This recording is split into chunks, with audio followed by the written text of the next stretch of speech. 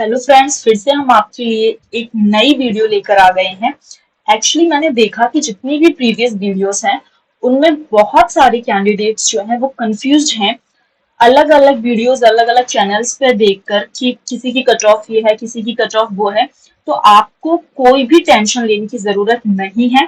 हम जो अपनी कट ऑफ दे रहे हैं वो आपको प्रूफ के साथ दे रहे हैं। हम बिल्कुल ये नहीं कह रहे कि हमारी जितनी है एग्जैक्टली उतनी जाएगी, लेकिन हम इतना क्यों बता रहे हैं, ये बात आपको अच्छे से पता चल सके, इसलिए हम ये न्यू वीडियो लेकर आए हैं। देखिए, एक्चुअली मैंने जितनी भी प्रीवियस वीडियोस बनाई हैं उन सभी को कंबाइन कर कर, ताकि आपको क्लियरली समझ में आए कि हम यूआर की कट ऑफ जो है 111.26 यानी कि 111.26 क्यों बोल रहे हैं, इसके पीछे क्या रीजन है हम आपको बताएंगे। ठीक है, देखिए, आपको पता है, आप टोटल वैकेंसीज के ऊपर ध्यान दें तो अगर आप यूआर की टोटल वैकेंसीज देखते हैं तो वो है 1807। ठीक है, ये टोटल वैकेंसीज हैं, यानी कि इसमें मेल भी इंक्लूडेड है और फीमेल भी इंक्लूडेड है। अब अगर हम बात करते हैं मेल को कितनी वैकेंसीज मिली है, तो मेल को मिली थी 917 वैकेंसीज। ओके, अगर हम बात करते हैं कि एक्स सर्विसमैन को कितनी मिली, तो आपको पता है 10% मिलेंगी। तो टोटल कितनी थी 1807। तो अगर आप इसका 10% निकालेंगे तो आपका बैठेगा 180। ठीक है, लेकिन क्योंकि 180 ऊपर नीचे भी हो सकता है, अब जब टोटल वैकेंसीज काउंट की गई तो एक्स सर्विसमैन की जो टोटल वैकेंसी थी 10% के हिसाब से वो उन्होंने दे रखी थी रोस्टर में 177। ठीक है, दिव्यांगजन के 6% के हिसाब से निकाली तो वो उन्होंने दे रखी थी 108। हमने ये डायरेक्टली 6% के हिसाब से निकाल ली है दिव्यांगजन की। ठीक है, अगर हम 177 का हाफ करते हैं तो वो बैठता है 88.5, और अगर 108 का हाफ करते हैं तो वो बैठता है 54। ठीक है, अब हमने 177 का हाफ क्यों किया, क्योंकि आपको पता है कि 10% वैकेंसीज के हिसाब से 50% मेल में से और 50% फीमेल में से ली जाती है। Same condition is applied on DIB. DIB के भी यही सेम कंडीशन है, 108 वैकेंसीज है तो इनमें से 50% मेल को और 50% फीमेल को डिवाइड किया जाएगा। ठीक है फ्रेंड्स, तो 177 का हाफ होता है 88.5। तो यानी कि इतनी वैकेंसीज किसमें से, मेल में से दी जाएंगी, और इतनी ही वैकेंसीज फीमेल में से दी जाएंगी। अब देखिए, तो मेल के पास रिमेनिंग वैकेंसीज क्या रही, मैंने क्या लिखा है 917 माइनस 54। मैंने ऐसा क्यों लिखा है कि 917 माइनस 54, क्योंकि 54 जो थी वो मेल की डीआईबी की वैकेंसीज थी। तो 863 वैकेंसीज बचती हैं इंक्लूडिंग एक्स सर्विसमैन सीट्स, क्योंकि आपको पता है 917 में आपकी डीआईबी प्लस एक्स सर्विसमैन दोनों ही इंक्लूड है। अब मैंने सिर्फ डीआईबी को यहाँ माइनस क्यों किया है, मैंने 917 में से एक्स सर्विसमैन को माइनस क्यों नहीं किया, डीआईबी को ही माइनस क्यों किया, इसलिए किया है क्योंकि मैंने जो प्रीवियस वीडियो बनाई थी, जो फर्स्ट काउंसलिंग को एनालिसिस मैंने किया था, तो उसके अकॉर्डिंग जब मैंने यूआर नॉन जीएफ मेल की और फीमेल की दोनों की जब मैंने फर्स्ट काउंसलिंग एनालिसिस की थी, तो मुझे ये पता चला कि उसमें एक्स सर्विसमैन की सीट्स थी, उसमें 16 एक्स सर्विसमैन की सीट्स कवर थी मेल की। ठीक है, 16 एक्स सर्विसमैन, आप प्रीवियस वीडियो विजिट कर सकते हैं कि मैं क्या बताने की कोशिश कर रही हूँ। तो उसमें 16 एक्स सर्विसमैन की सीट कवर थी मेल की। तो हुआ ये था कि 16 जो सीट कवर की थी फर्स्ट काउंसलिंग मेल में से, उनको हटा दिया गया, और जो सीट्स बच गई मेल की एक्स सर्विसमैन की, वो वापस से जो नॉर्मल सीट्स थी उनमें इंक्लूड कर दी गई। फीमेल की एक भी कवर नहीं हुई थी एक्स सर्विसमैन की, इसलिए फीमेल को अपनी पूरी सीट्स वापस मिल गई थी। अब बात आती है दिव्यांगजन पर। मैंने यहाँ पर जो कट ऑफ तैयार किया वो डीआईबी यानी दिव्यांगजन को इंक्लूड कर क्यों नहीं की, क्योंकि फ्रेंड्स जब मैंने और non GF guest faculty, sorry, non GF male की और फीमेल की जब मैंने कट ऑफ को एनालिसिस किया था फर्स्ट काउंसलिंग में, तो मैंने देखा कि उसमें जो था 33 वैकेंसी, मैंने आपको बताया था कि करीबन 2200 वैकेंसीज फिल की है, 2233 वैकेंसीज थी। तो जो 33 वैकेंसीज उन्होंने बैकलॉग में जो दे दी थी, मेरे कैलकुलेशन के हिसाब से वो दिव्यांगजन की वैकेंसीज थी जो उन्होंने फिल नहीं की और बैकलॉग में दे दी। पर प्रॉब्लम ये आई जब मैंने यही सेम काम गेस्ट फैकल्टी में कर देखा, जब मैंने गेस्ट फैकल्टी के उसको एनालिसिस किया, तो उस हिसाब से मुझे पता चल रहा था कि दिव्यांगजन की भी बची कुछ वैकेंसी और एक्स सर्विसमैन दोनों की बची कुछ वैकेंसीज जो थी वो आपकी लौटा कर गेस्ट फैकल्टी जो नॉर्मल वाले थे उनको ही दे दी थी। तो प्रॉब्लम यहाँ आ रही थी कि जब मैंने नॉन जीएफ को किया तो उसमें जो दिव्यांगजन बचे थे उनको तो बैकलॉग में दे दिया, लेकिन जब मैंने गेस्ट फैकल्टी के लिए एनालिसिस किया तो मुझे पता चला कि उनकी जो दिव्यांगजन की सीट्स बाकी थी वो उनको वापस मिल गई। तो इसीलिए दिव्यांगजन का खेल जो है उन्होंने खुद क्लियर नहीं किया फर्स्ट जो भी आपकी फर्स्ट काउंसलिंग की वैकेंसी थी उनमें, तो इसलिए मैंने दिव्यांगजन को हटा ही दिया। लेकिन क्योंकि फर्स्ट काउंसलिंग में non guest, sorry, first counselling में गेस्ट फैकल्टी में क्योंकि वापस दिव्यांगजन की सीट हुई है तो हो सकता है कि इसमें भी नॉन जीएफ को वापस मिल जाए दिव्यांगजन की सीट, लेकिन फिलहाल हम उनको कंप्लीटली एक्सक्लूड कर रहे हैं और 917 में से -54 करके आपकी 863 वैकेंसीज को बचा रहे हैं। ठीक है, अगर आपको ये 54 वैकेंसीज और मिल जाती हैं तो 917 हो जाएंगी। अब आप ये कह सकते हैं कि मैम 863 आपने बचा ली, ठीक है, क्या एक भी एक्स सर्विसमैन ऐसा नहीं है जिन्होंने अपना डॉक्यूमेंट वेरीफाइड कराया हो? तो देखिए फ्रेंड्स, हमने लिस्ट जो है प्रीवियस बनाई थी। प्रीवियस अगर आप वीडियो को विजिट करेंगे तो आपको पता चलेगा एक भी दो एक्स सर्विसमैन थे, एक मेल में और एक फीमेल में, जिन्होंने अपने डॉक्यूमेंट्स जिनका फाइनल चयन सूची में नाम आया था, लेकिन उन दोनों ने ही अपने डॉक्यूमेंट्स अपलोड नहीं किए, तो यानी कि कंप्लीट सीट जो है आपकी एक्स सर्विसमैन की बच गई। अब दिव्यांगजन का मैंने कैलकुलेट नहीं किया है कि कितने दिव्यांगजनों ने अपने डॉक्यूमेंट अपलोड किए हैं या वेरीफाइड कराए हैं, तो इसलिए मैं दिव्यांगजन को यहाँ डिस्कस ही नहीं कर रही। अगर उनकी वैकेंसीज भी आपको मिल जाती हैं बिल्कुल ऐसे ही जैसे फर्स्ट काउंसलिंग में गेस्ट फैकल्टी में मिली थी, तो और बेहतर बात है और आपकी कट ऑफ जो है इससे और भी नीचे जा सकते, करीबन 110 पॉइंट कुछ आसपास जा रही थी। ठीक है, तो हम फिलहाल बात करेंगे सिर्फ अगर एक्स सर्विसमैन हमें मिलते हैं, उनकी जो वैकेंसीज है वो हमें मिलती है, और दिव्यांगजन की वैकेंसीज अगर हमें नहीं मिलती, गेस्ट फैकल्टी में मिली थी, मैं बार बार क्लियर कर रही हूँ क्योंकि मैंने एनालिसिस किया था, तो उसके अकॉर्डिंग गेस्ट फैकल्टी में कंप्लीट एक्स सर्विसमैन और दिव्यांगजन दोनों की वैकेंसीज आपको मिल गई थी। ठीक है, तो इस हिसाब से आपकी कट ऑफ 111.26 मैंने क्यों लिखी है, पहले आपको समझ में आ गया कि 917 वैकेंसीज थी, कंप्लीट दिव्यांगजन मैंने माइनस कर दिया, पूरे कंप्लीट एक्स सर्विसमैन जो आधे 88.5 थे वो मैंने इंक्लूड कर लिए, तो आपकी सीट्स बचती हैं 863। अब देखिए मैंने 111.26 क्यों लिखा, बहुत सारे लोग कंफ्यूज हैं कि इस जगह पे 111.26 बता रहे हैं, किसी और वीडियो में कुछ बता रहे हैं, मतलब बहुत ज्यादा बच्चे जो है कंफ्यूज है इस बात को लेकर। तो देखिए मैंने ये एकदम सटीक कट ऑफ क्यों लिखी है, मुझे ऐसा क्यों लगता है ये कट ऑफ जाएगी, इससे नीचे जा सकती है। देखिए फ्रेंड्स, इससे नीचे कट ऑफ जा सकती है बेशक, पर मुझे नहीं लगता कि इससे ऊपर कट ऑफ जाएगी। इससे नीचे इसलिए जा सकती है क्योंकि अभी इसमें दिव्यांगजन की सीट्स इंक्लूड नहीं है, तो जाहिर अगर वो इंक्लूड होंगी तो नीचे जाएगी। दूसरी बात, संभाग स्तर पर कितने लोग बाहर होते हैं उसकी वजह से भी ये नीचे जा सकती है, लेकिन इससे ऊपर जाने के चांसेस नहीं है। अगर कोई बोल रहा है कि इससे ऊपर जाएगी, 111.50 जाएगी, 111 कुछ जाएगी, तो आप बिल्कुल भी यकीन ना करें। क्यों ना करें, इसका मैं आपको प्रूफ देती हूँ। देखिए, अगर हम बात करते हैं इस लिस्ट की, तो ये जो लिस्ट है ये आपकी वो लिस्ट है जो कि कब आई थी आप लोगों की, जब डॉक्यूमेंट अपलोड करने के 23 मई को जो लिस्ट उन्होंने डाली थी, ये वो लिस्ट है। ठीक है, ये हैं वो बच्चे, जो कंप्लीट लिस्ट है। ठीक है, जो कि कितने थे, 1520 समथिंग मेल थे और अदर देन उसके फीमेल्स थे। देखिए कंप्लीट लिस्ट है, आप देख सकते हैं, आप देख सकते हैं कि मेल जो है वो कितने थे। ये वो लिस्ट है जो 23 मई को जो सीआरसी पोर्टल पर आई थी। तो आप देखिए 1520, यहाँ पर देखिए जहाँ पे मेरा कर्सर है, तो 1520 यानी 110.17 तक मेल उन्होंने लिए हुए थे। अब इसमें कुछ वेटिंग में दिया, जो कि मैंने ऑलरेडी आपको बताया, क्योंकि 917 वैकेंसीज हैं, तो जाहिर सी बात है उसके ऊपर जितने भी कैंडिडेट्स हैं वो वेटिंग में ही हैं। ठीक है, अब देखिए उसके नीचे 1520 के नीचे जितने भी लोग थे आपकी सारी फीमेल्स हैं। ठीक है, 1520 तक आपके मेल थे एंड बिलो सारी फीमेल्स हैं, आप देख सकते हैं। ठीक है, देखिए ये 1510, 1518, 1520, इसके नीचे देखिए आप सारी फीमेल्स जो हैं वो स्टार्ट हो गई हैं। ठीक है, तो ये आपकी वो वाली लिस्ट है जो कि कब आई थी, 23 मई को इन्होंने डाली थी कि इतने बच्चों को डॉक्यूमेंट अपलोड करने हैं। ठीक है, तो ये वो लिस्ट ली है। दूसरी मैंने जो लिस्ट उठाई है वो उठाई है ये लिस्ट, जो कि मैंने प्रिपेयर की अपनी लिस्ट। अब मैंने इसको कैसे प्रिपेयर किया वो मैं आपको बता देती हूँ, ताकि आपको खुद को कंफ्यूज ना हो कि पता नहीं मैंने कहाँ से लिस्ट बनाकर रख दी है, कैसे शिफ्ट हो गई हमारी रैंक, आपको कंफ्यूज ना हो, इसलिए मैं अपना खुद का ही पूरा जैसे मैं प्रिपेयर करती हूँ वो आपको पूरा क्लियर कर रही हूँ। ठीक है फ्रेंड्स, देखिए अगर आपको हमारा चैनल का लाइव वीडियो पसंद आती है तो प्लीज लाइक करें, सब्सक्राइब करें और शेयर करें। ठीक है फ्रेंड्स, अब देखिए ये वो है जो मैंने प्रिपेयर की। अब मैंने किस हिसाब से इसे प्रिपेयर किया, कैसे आपकी रैंक जो है वो शिफ्ट हुई और कैसे आप जो है कट ऑफ के अंडर आ जाती हैं। ठीक है, तो देखिए एक्चुअली सीरियल नंबर थोड़ा सा गलत हो गया, मैंने रोल नंबर से 1 लिख दिया है, यहाँ से लिख दिया। तो आपको जो भी है, लाइक अगर मैं इनकी बात करती हूँ, कुलदीप प्रजापति की, तो इनका सीरियल नंबर 1 होगा। ये 3 नहीं होना चाहिए था, यहाँ पर 1 होना चाहिए। तो यानी कि जिसका जो भी बैठ रहा है सीरियल नंबर, उसमें से 2-2 आप माइनस कर लें तो आपका उतना बैठेगा। अब देखिए ये जो लिस्ट मैंने प्रिपेयर किया फ्रेंड्स, ये सारी की सारी मेल की है, ठीक है, मेल की है। फीमेल्स इसमें वो शामिल हैं जो अदर स्टेट की, इसलिए इनके आगे नो लिखा हुआ है, ठीक है। आपको पता है कि ओपन कैटेगरी में वो फीमेल्स भी शामिल होती हैं जो अदर स्टेट की होती हैं, क्योंकि उनको बिल्कुल भी कोई आरक्षण या कोटा नहीं मिलता है, वो मेल ओपन में ही फाइट करती हैं, ठीक है फ्रेंड्स।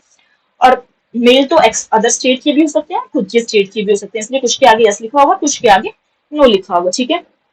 मैंने ये जो लिस्ट प्रिपेयर की है यहाँ से, इसका साफ सीधा मतलब ये है कि इतने बच्चे जिन्होंने डॉक्यूमेंट अपलोड कराए हैं, सिर्फ और सिर्फ वही बच्चे इस लिस्ट में शामिल हैं। इस लिस्ट में वो बच्चे शामिल नहीं हैं जिन्होंने डॉक्यूमेंट अपलोड नहीं कराए। मैंने पहली जो आपको लिस्ट दिखाई थी अभी थोड़ी देर पहले, उसमें वो सभी बच्चे थे जो एमपी जो पोर्टल पे अपलोड हुई थी लिस्ट की, इतने बच्चों को डॉक्यूमेंट अपलोड कराना है, वो पहली वाली वो लिस्ट थी। लेकिन ये जो लिस्ट है ये बताती है कि कितने बच्चों ने अपलोड नहीं कराए, तो उनको निकालने के बाद, उनको निकालना बहुत आसान है, टफ नहीं था उनको निकालना, क्योंकि आपको पता है कि उनकी सभी की जो सेंटर अलॉट कर रखे थे उनको कि कहाँ पर उनको डॉक्यूमेंट वेरीफाइड करानी है। अब कितने लोगों ने अपलोड किए होंगे उन्हीं के नाम आएंगे, जिन्होंने अपलोड नहीं किए तो उनके नाम आए ही नहीं सेंटर अलॉटमेंट में, ठीक है। तो जाहिर सी बात है पूरी लिस्ट में से उन बच्चों को माइनस कर दो, तो जिन्होंने नहीं कराए थे वो आराम से निकल आते, ठीक है। तो ये कोई बहुत बड़ा केस नहीं था जो किसी ने फाइंड कर लिया, बहुत ईजी है, आप खुद कर सकते हैं इसे फाइंड। उसके बाद हमने जो ये आपकी स्क्रीन पर जो लिस्ट दिख रही है, ये बताती है कि अब जिन बच्चों ने डॉक्यूमेंट अपलोड नहीं कराए वो कंप्लीटली निकल चुके हैं। पहली बात, वो बच्चे इस लिस्ट में से एक्सक्लूड हो चुके हैं जिन्होंने डॉक्यूमेंट अपलोड नहीं किए। जाहिर सी बात है, बहुत कॉमन सी बात है, इतना कॉमन सेंस कोई भी लगा सकता है कि जिन्होंने डॉक्यूमेंट ऑनलाइन ही अपलोड नहीं किए हैं वो फिजिकली वेरिफिकेशन कराने नहीं जाएंगे। पहला मुद्दा क्लियर।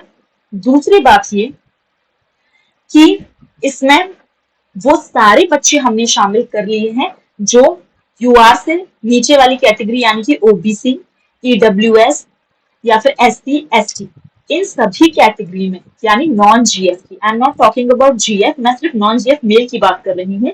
तो उन बाकी कैटेगरीज में जितने भी ऐसे स्टूडेंट्स थे जिनके हाई मार्क्स थे, किससे, मेल यूआर की जो कट ऑफ गई थी उनसे हाई मार्क्स थे, वो हमने ऑलरेडी उनके मार्क्स के अकॉर्डिंग अरेंज कर दिया है। तो आपको अरेंज करने की जरूरत नहीं है, पूरी कंप्लीट बनी बनाई लिस्ट तैयार की है हमने आपके लिए। तो ऑलरेडी जो आपकी ओबीसी, एससी, एसटी, ईडब्ल्यूएस में जितने भी बच्चों के मार्क्स हायर थे, आपके मार्क्स से ऊपर थे, आपके मार्क्स से नीचे थे, सब हमने पूरा ऑर्डर में अरेंज कर दिया है आपके लिए, ठीक है। दूसरी बात। तीसरी बात, हमने ऐसा क्यों किया, क्योंकि वर्टिकल रिजर्वेशन लागू होता है, ये आप सभी को पता है, ठीक है। तो इसलिए अब आप लोग देख सकते हैं कि आपका पहले उस वाली लिस्ट में जो कि उस दिन 23 मई को जो अपलोड की थी उसमें क्या था, और अब आपकी लिस्ट में क्या नाम है। जैसे कि हम एक एग्जाम्पल के तौर पर देख लेते हैं। अगर मैं बात करती हूँ पहली वाली लिस्ट में, तो अगर आप इसे देखिए, अब मैं बात करती हूँ मेल की, क्योंकि मैं मेल का ही यहाँ पर समझाने की कोशिश कर रही हूँ। तो मैं देखिए, मैं आपको दिखाती हूँ, ठीक है। ये है वो लिस्ट,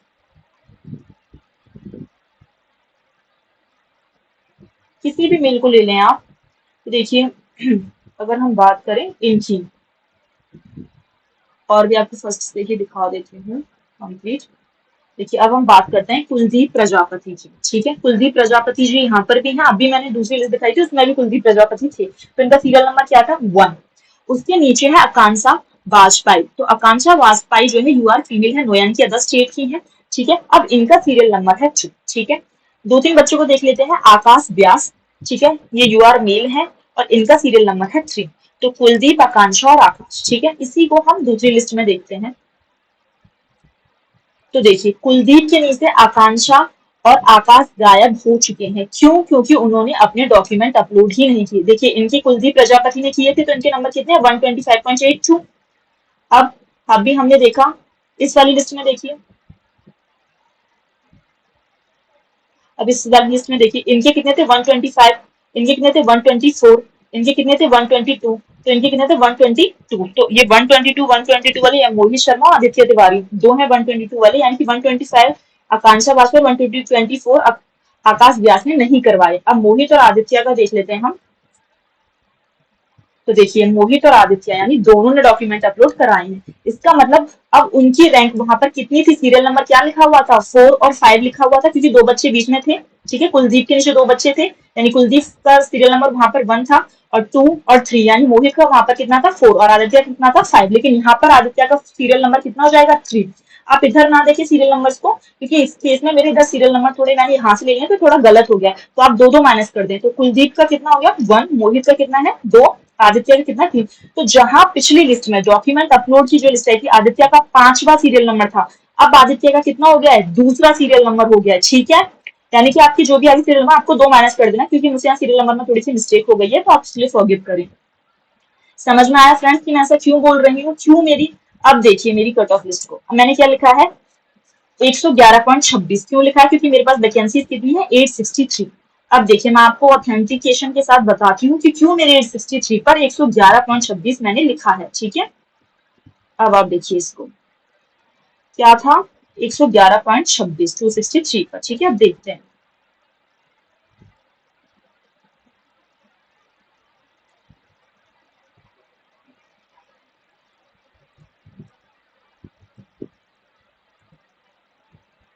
अब देखिए ये रहा 111.26। अब देखिए 111.26 इनके हैं और 111.26 इनके भी, इन सभी के 111.26 जो है वो मार्क्स हैं।